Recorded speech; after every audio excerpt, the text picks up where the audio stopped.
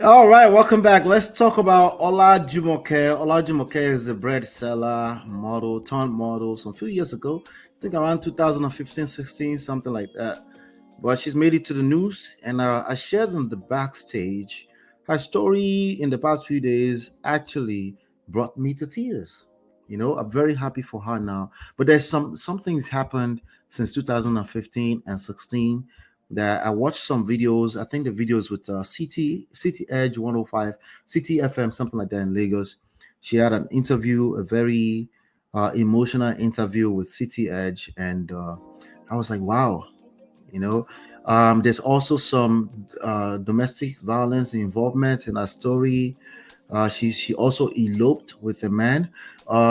She also in Nigeria, culture also plays a part here. She kept calling a man her husband, and this is a man that never really took the right route to make her the wife. And I keep warning ladies about this. Some of you want to cut shortcuts because you're smarter than yourself. It's like, what's the big deal? We don't need to, like, I understand you don't have to spend all that money on wedding, but you should have some sort of ceremony. You should have some kind of certification where it's necessary. Okay. There are situations where you must celebrate small wins. You must use the right titles, and you must respect platforms when you come on platforms, because it goes a long way, because other people will also accord you similar respect. If you see that there's a tradition, there's a culture in place, right? And you just like, no, I'm coconutted. I don't need to do all that. We don't need all that. It's new age generation, it's social media generation. What do you need all that for? There's a place for that, and there's a place where you're overdoing it. You're overdoing the woke thing, So those are some of the things that comes to play in Olajumoke's story today. I'm gonna go with the report here on Punch. All right, he said, I begged for food after my popularity waned. Jumoke Orisha Guno. So she said, not her, but Punch News report says, after years of fading into obscurity, obscurity, is that pronounced right? I think so. Obscurity. Olajumoke Orisha Guno, the Lagos bread seller who rose to fame in 2016 after being discovered by renowned photographer T.Y. Bello. Let me see here in 1 second. Okay. T.Y. Bello is making a remarkable comeback, this time as a broadcaster. Okay. So before all of this, right, she just told her story. That's all it was. And she was basically just begging for Nigerians to help her, because she has gone through a lot. After, see, another thing that we need to understand, the human emotions, no be your mate. I keep saying that, right? See, when you hit a windfall of money or success, type of success you're not prepared for, it's a setup for failure. I'm not saying you shouldn't receive something that you have never received before. That's not what I'm saying. But ultimately, it's a setup for failure. Okay, because you're not. How do I say this? You're not. To whom much is given, much is required. When Biggie Small says more money, more problems, that is real, right? But many people, when they are too young or too immature to process the level of success that hits them, they can't comprehend the idea that this is not always going to look like this, right? So it's the same thing that when you're training your children, if you don't train them to earn respect, earn trust, earn submission, if you don't train them to earn these things, right, it's a setup for failure. If you tell them that, anybody will just accord them respect anyhow, or if you, like they were talking about Quincy Jones, right? The children of Quincy Jones, I think somebody said each one of them, they are receiving $70 million because the man passed away, and they are receiving $70 million from his will. I said, and the person was like, if that was me, I said, it can't be you. And by the way, 70 million is not the same to you as it is to a child of Quincy Jones. The same thing. Why? Because it's different mindset. So when we keep talking about mindset, it sounds like we sound like broken record. It sounds like, okay, we're preaching now. It's motivational. No, it's real. It's a real thing. If you get hit with success that you're not prepared for, it's a setup for failure. And the story of Jumoke seems like she was just passing by. at a photo shoot with T.Y. Bello. She was discovered and she blew up, especially in these social media streets. She didn't know school, she didn't know books, right? She's not educated. And what happened was just a series of, she got taken advantage of, okay? And that's just how this kind of things work. But let me continue that report. It says, popularly known as Jumoke Oniburedi, she captured national attention when T.Y. Bello spotted her during a photo shoot while she was selling bread on the streets of Lagos and saw her potential as a model.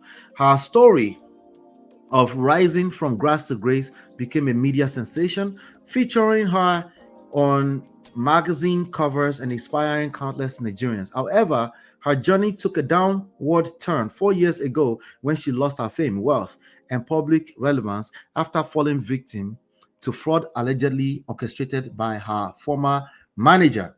Jumoke claims she was deceived by the manager who siphoned her money made through endorsement deals and other business engagements. Okay, she revealed this during a meet and greet event titled "The Comeback of OLAJUMOKE Oniburedi," hosted by Cardinal Foundation, where she recounted her ordeal. So before that, there was a radio interview where, and I think they invited all of them back together to give her life again, and then they gave her a radio show. Right now, Jumoke said, and I quote, "I really suffered and lost everything. She took me," she's talking about the manager, "she took me to South Africa twice for a documentary, but I had to pay out of flight. I had to pay for our flights and accommodation. When we returned to Nigeria, she only gave me 50,000 naira. I had no money, nothing. I lost everything. I started calling people for food. It was Auntie Azuka, who was a previous manager, by the way, and T.Y. Bello, who came to my rescue. Her previous manager, she said she never took money from her.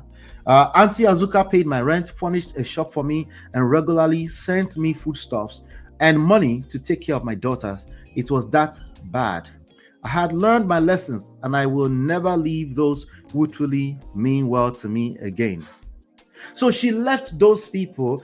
I didn't really get the full details, but it sounded like somebody promised her better opportunities, and then she went, "We'll make it bigger. I know they're not taking money. We'll make it bigger for you." And then she eloped again. Something is consistent about her eloping story. There's something consistent there, okay? Because she also, when she met T.Y. Bello and the Auntie Azuka, who was the manager, the previous manager who never took her money or even take any money out of her gigs, she told those people that she had a husband, right? Now, two-way things here, right? Culturally speaking, in Nigeria, especially people who come from the streets, they might say somebody is their husband. They will say to Yoruba, Okomini. They don't really mean officially Okomini. They might mean a boyfriend, especially if they have kids together. So she had 2 kids for this guy, right? So by the time she said, "Okay, he's my husband," she never told T.Y. Bello and the other manager who was really helping her to get all those deals back in 2016. She never told them this guy. So they found her. I think she also had a deal with another motor company, a motor dealership company. They were giving her lots of money. They paid even for education because she didn't know books at all, right? But she stopped. She moved the guy from wherever their village is. She moved the guy into a new apartment in Surulere, where the guy continued, listen to that language, continued to beat her up. So the guy was already beating her before all of that. And then she still invited the guy. She said, she wanted to just do the right thing. This right thing that I want they do everywhere. See, when I say it's the right thing or you're speaking the truth, the problem with that is that you actually don't know what the truth is. Okay, you're operating from a place of emotions. You're trying to make sure the underdog is okay, but you haven't paid attention, critical thinking long enough to see. Yoruba people say "Oreniwon," right? So she invited the dude into an apartment that was furnished for everything, and they were living as husband and wife. Eventually, the guy started beating her up again, and the guy was also allegedly very rude to the managers, to the people, and the people that were really helping her out. So what happens after that? She disappeared. So now she had to be seeking out food, begging for food, right? But I'm happy for her because apparently she got rid of the dude now. you know. But she's back on her feet. She has a radio show, the City Edge FM. I'm happy for her, you know. But someone going through that, because it's almost about to be 10 years again now, you get popular and then you think it's gonna last like that forever. Now you want to help everybody because you are superwoman, superman. You want to help everybody without making sure that you have enough to give to other people. You go collect. Okay, I'm not saying don't help people. That's not what I'm saying here. Okay, I'm not saying don't speak the truth. That's not what I'm saying here.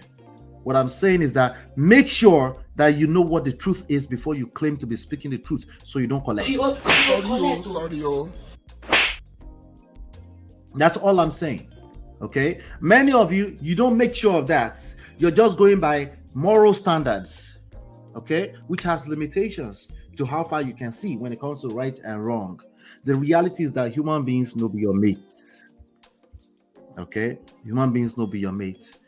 All right, many of you only pay attention to one experience. You don't pay attention to patterns. People will tell you who they are, but you have to pay attention to patterns. You have to actively listen long enough to detect that. And majority of human beings, they simply don't have the capacity to do that. And I hate to say it that way. And what I'm telling you, that if you're normal, if you consider yourself an average human being, you don't have the capacity. It's something you have to learn. Okay, if you came out of the womb saying I'm speaking the truth, you're a liar by default. Okay, let me just tell you that right now. Toby and Tribe says, as an overnight sensation, it is important to have positive people around you and a humble temperament to maintain the newfound fame. Yeah, it's a tough one, because remember what I said, it's even hard for them to comprehend it. So hopefully somebody will hear that right now and say, you know what, I don't understand this kind of level of success that just came. Let me just calm down. It's extremely difficult to do, but I think it's doable. It's just very difficult. Anyway, let me know what your thoughts are about the Onibread. It's a success story because now she has a job at the radio show. She's going to be speaking in Yoruba.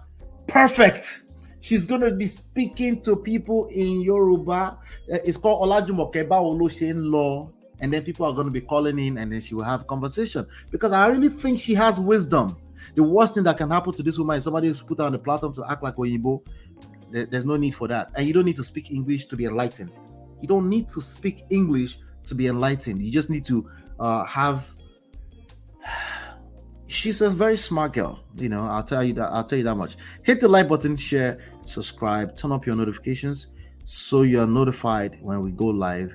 And I've got some more stuff. I'll be right back. Hey Prestige fam, show some love to the video. Hit like, subscribe, and share. Are you in Europe, America, and struggling in your relationship? From argument to abuse and trust issues, we're here to help. Lola and I founded Prestige Marriage Academy to transform your story. With 20 years of friendship, 17 years of marriage, experience with navigating the ups and downs of marriage, and personalized coaching, includes 24/7 support. Ignorance is expensive. WhatsApp us at +1732 305 8577 to book a free discovery session today and take charge now. Don't wing it. Join us in creating the love life you deserve.